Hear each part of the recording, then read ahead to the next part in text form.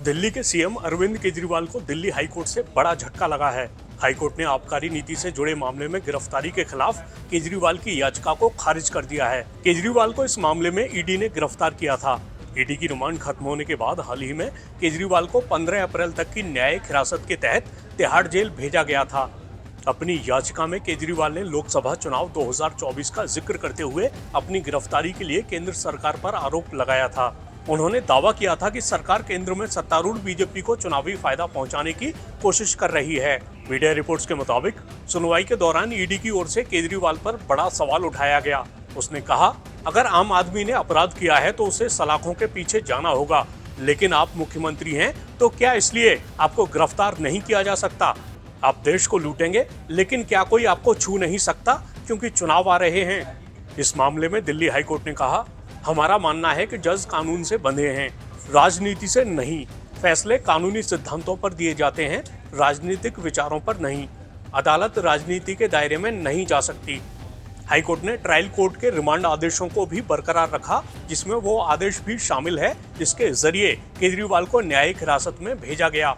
High court ने कहा, ED की ओर से जुटाई गई सामग्री बताती है कि अरविंद केजरीवाल ने साजिश रची थी।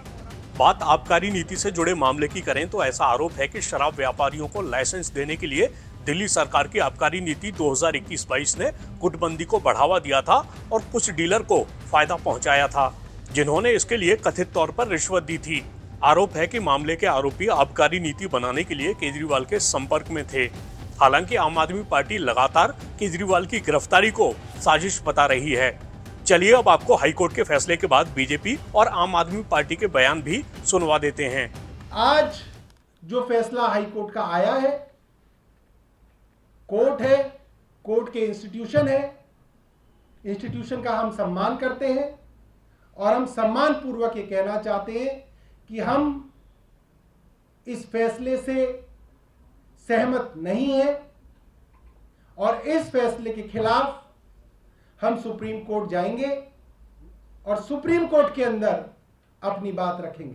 अरविंद केजरीवाल जी भ्रष्टाचारी हैं और वो जेल में ही रहेंगे।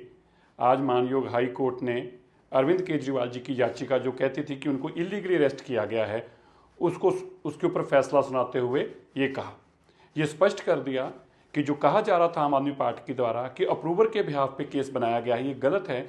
मानयोग हाई कोर्ट ने कहा, अप्रूवर ईडी के सामने या सीबीआई के सामने बयान नहीं देता।